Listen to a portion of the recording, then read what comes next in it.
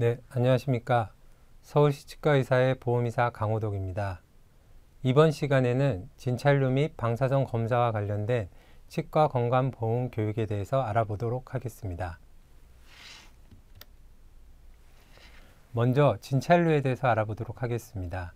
진찰료는 초진과 재진으로 구분되어 있기 때문에 각각의 경우에 맞춰서 맞는 산정 지침대로 청구를 하셔야겠습니다.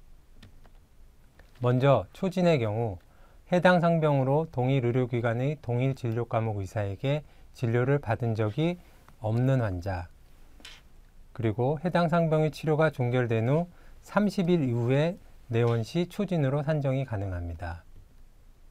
다음으로 재진의 경우는 해당 상병으로 동일 의료기관의 동일 진료과목의 의사에게 진료를 받은 적이 있는 환자의 경우 재진입니다.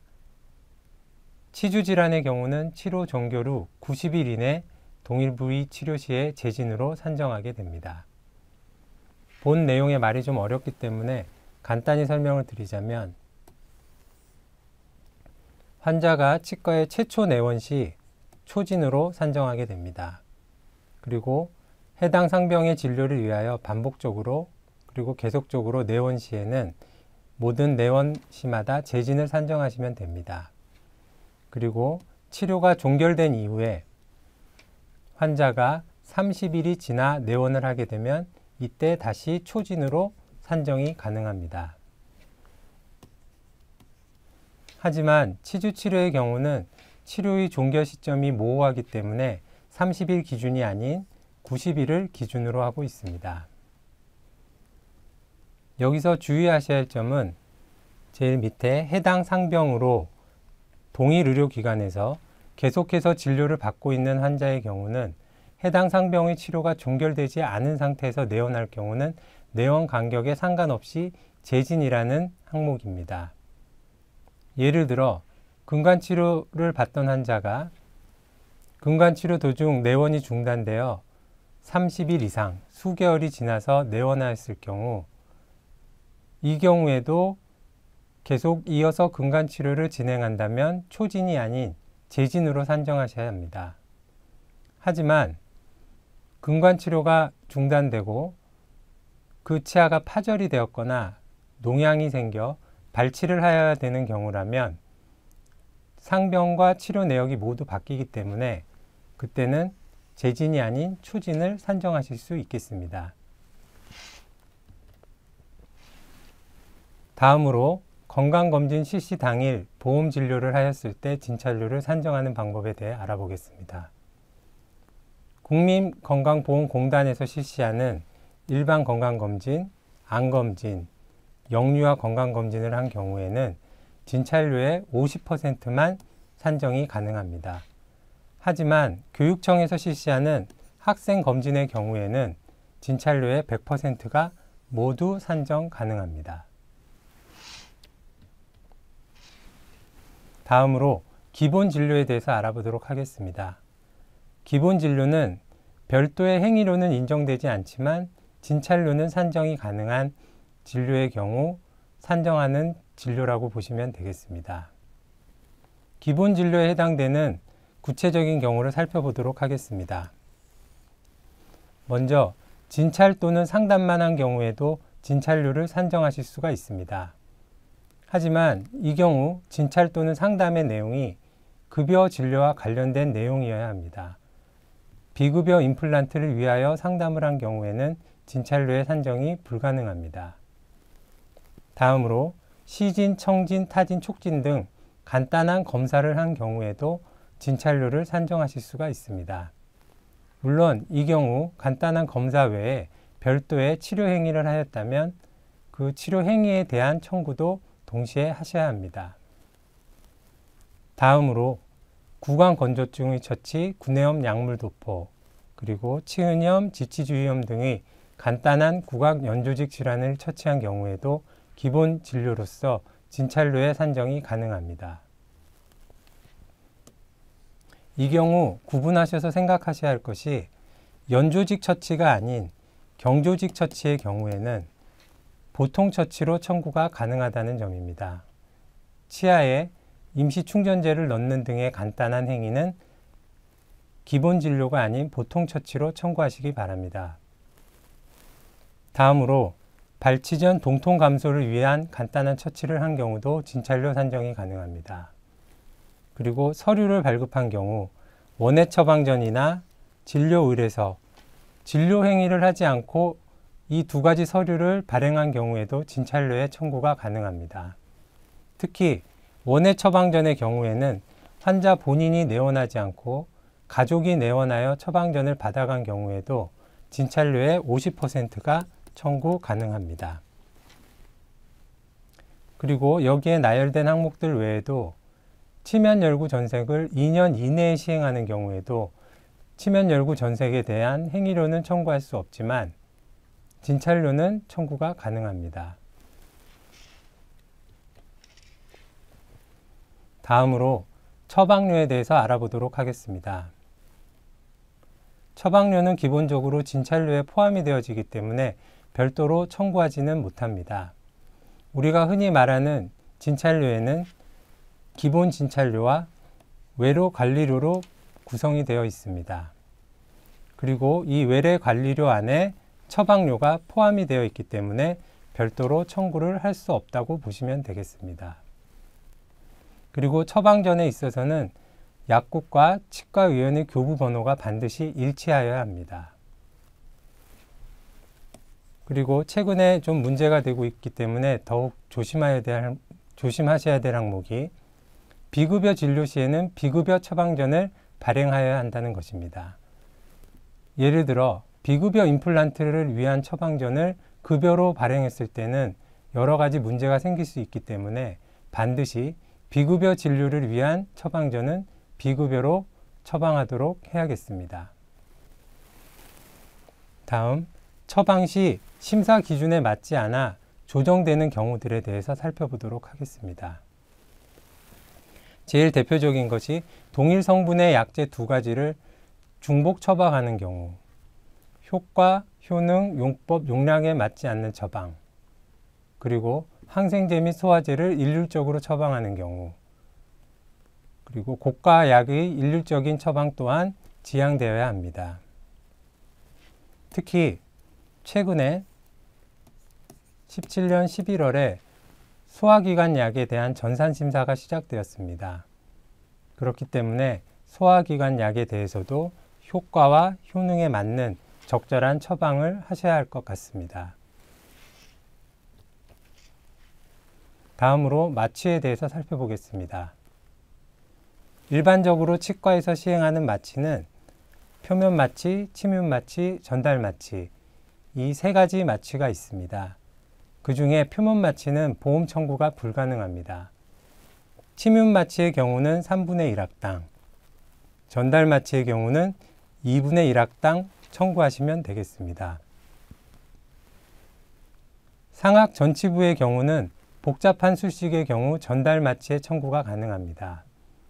예를 들어 상악 전치부에 치근단 절제술과 같은 수술을 시행하였을 경우에는 비국의 전달 마취가 청구 가능합니다. 다음으로 동일 부위에 동시에 두 가지 이상의 마취를 시행하였을 경우 산정하는 방법에 대해 알아보겠습니다.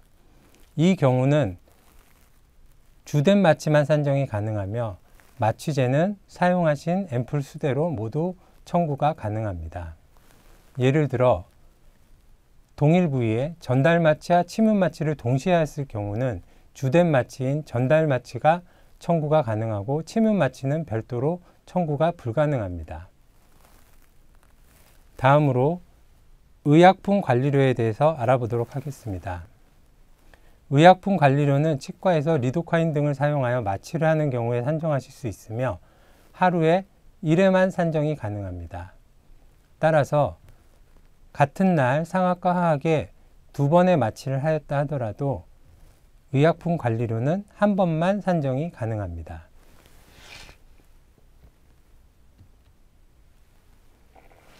지금까지 진찰료에 대해서 알아보았고 지금부터는 방사선 검사와 관련된 항목들에 대해 알아보도록 하겠습니다. 먼저 엑스레이 항목의 세팅에 대해 알아보도록 하겠습니다. 엑스레이 항목의 세팅은 사용하시는 장비가 디지털 엑스레이 장비인 경우에는 촬영 판독료를 산정하실 수가 있고, 아날로그 장비인 경우에는 촬영 판독료와 함께 필름 재료대도 청구 가능합니다. 그리고 엑스레이 검사를 위해 사용하는 장비의 경우에는 반드시 신고된 장비를 사용하셔야 합니다. 그리고 신고가 된 장비라 하더라도 매 3년마다 정기검사를 받도록 되어 있습니다. 만일 3년이 지난 장비를 검사를 받지 않고 사용하여 청구했을 경우에는 방사선 검사 항목에 대한 삭감이 되므로 주의하셔야 하고, 삭감뿐만 아니라 보건소로부터 행정적인 처분도 받을 수 있습니다. 따라서 반드시 3년마다 엑스레이 장비에 대해 정기검사를 받도록 해야겠습니다.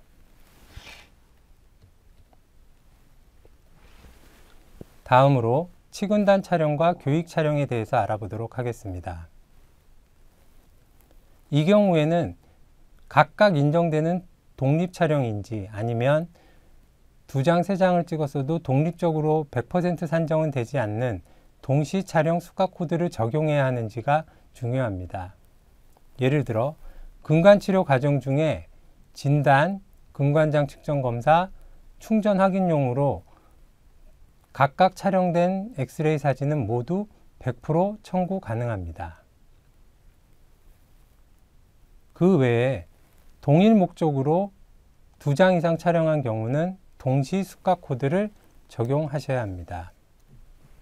예를 들어 근관장 측정 검사를 위하여 중첩된 치근을 피해서 보기 위해서 각도를 틀어 찍은 경우, 충전 시에도 마찬가지고요.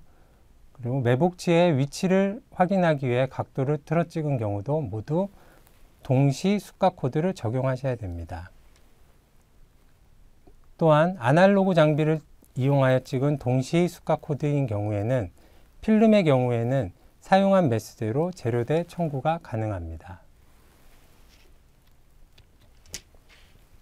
다음으로 파노라마 촬영에 대해서 알아보도록 하겠습니다. 부분적인 치근단 촬영만으로는 진단이 불충분하거나 소아의 해당 치아가 맹출되는 평균 연령을 초과한 경우 등 임상적으로 필요한 경우에는 파노라마 촬영이 인정이 됩니다. 하지만 특별한 증상 및 의학적 근거 없이 6개월 이내에 재촬영한 경우에는 인정이 불가능합니다. 치료 후에 경과와 예후를 살피기 위해 찍는 사진의 경우에는 내역 설명을 하시면 촬영이 가능합니다. 파노라마와 치근단 사진을 동시에 촬영한 경우는 만약에 촬영 증례가 파노라마의 인정 기준에 부합된다면 각각 100% 산정이 가능합니다. 다음으로 CT 촬영에 관하여 함께 알아보도록 하겠습니다. CT 촬영 시는 반드시 별지의 판독 소견서가 필요하기 때문에 꼭 작성하셔서 비치하셔야 된다는 점이 제일 중요하겠습니다. 그리고 CT의 인정 기준으로는 근관치료의 경우, 그리고 매복치의 경우, 외상의 경우, 이렇게 3가지 경우가 인정이 되는데요. 그 중에서 먼저 근관치료와 관련돼서 CT가 인정되는 기준에 대해서 알아보도록 하겠습니다. 첫 번째로 통상적인 근관치료 시 비정상적인 통증을 호소하여 치근의 파절이나 비정상적 근관 형태로 추가적인 근관치료를 요하는 경우에 CT의 촬영이 인정이 됩니다. 두 번째로 치근단 절제술 또는 치아 재식술을 요하는 경우로서 해부학적으로 위험한 상태로 하치조관이나 이공, 상악동 부위에 병소가 위치하여 정확한 진단이 필요한 경우에도 인정이 됩니다. 특히 최근 17년도 10월 1일 날 발표된 고시에는 기존에 있던 치근단 절제술 외에 치아 재식술 항목이 추가되었습니다. 그러면 지금 설명드린 근관치료와 관련하여 인정되는 CT의 인정 기준이 좀 복잡하기 때문에 최근 17년도 11월에 치과보전학회에서 좀 더 구체적인 CT 인정 기준을 마련해 주었습니다. 보시는 다음 5가지의 경우가 치근단 병소의 탐지, 근관계의 해부학적 구조가 매우 복잡한 경우, 복잡한 외상, 천공의 탐지, 치근단 수술. 이러한 구체적인 5가지의 사례에는 콘빔 CT가 인정이 되는 사례라고 할 수 있겠습니다. 그러면 실제로 근관치료와 연관돼서 CT가 인정되는 사례에 대해 한번 보도록 하겠습니다. 파노라마 사진상에서 35번 치아의 치근단 병소와 그 하방에 이공이 매우 근접해 있는 것을 보실 수가 있습니다. 치근단 사진상에서는 근단 병소와 이공이 좀 더 근접하게 관찰이 됩니다. 이러한 경우라면 CT를 찍어서 치근단 절제술 이전에 좀 더 정확한 진단을 할 수 있겠습니다. 다음은 근관치료와 관련된 판독서의 예시입니다. 판독 소견 중에 복잡한 근관, 해부학적으로 복잡한 근관계에 대한 소견이 포함되어 있습니다. 다음으로 CT가 매복치의 경우 인정되는 사례를 보도록 하겠습니다. 첫 번째로 완전 매복치 발치술과 관련된 완전 매복치의 경우 CT가 인정이 됩니다.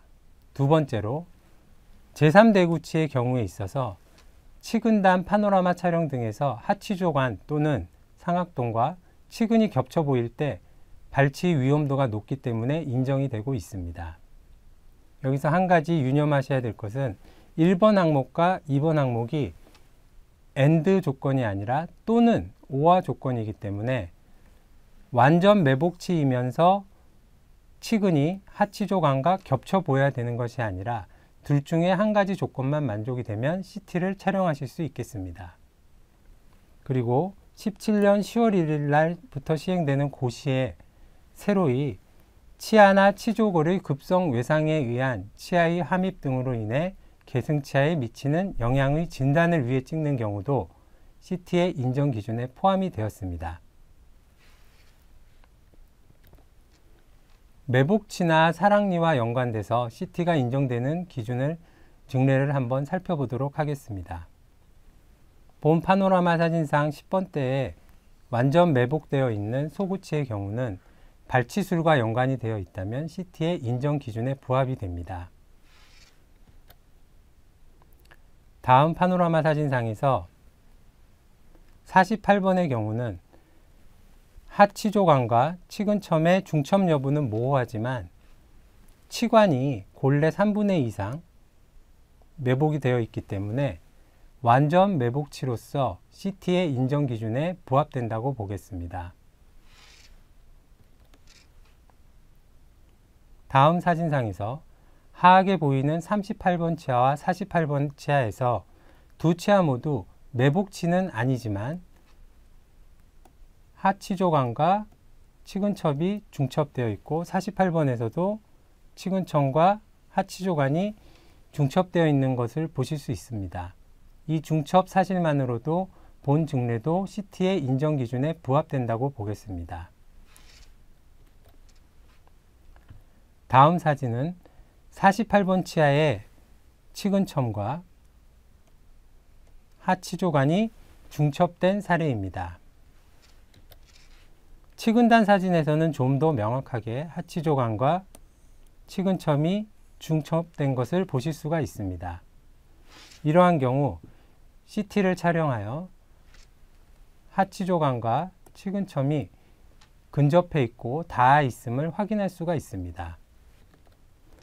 앞서 살펴본 파노라마 증례의 판독 소견 예시를 한번 함께 살펴보도록 하겠습니다. 앞 치아에서 완전 매복되어 있는 상태이며 일부 치근이 하악신경관 벽과 접촉되어 있는 소견이 관찰됩니다.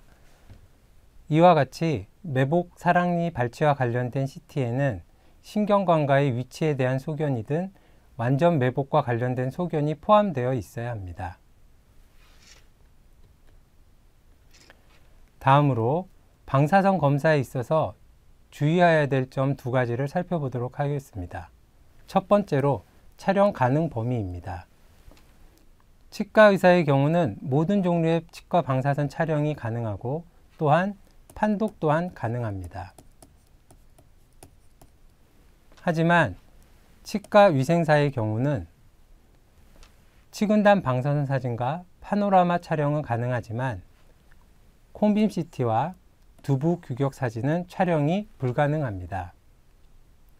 다음으로 2번째 주의사항은 방사선 영상 진단의 판독료에 관한 것입니다. 앞서 언급드렸듯이 방사선 검사 항목에서 저희가 청구하는 항목은 촬영 판독료입니다.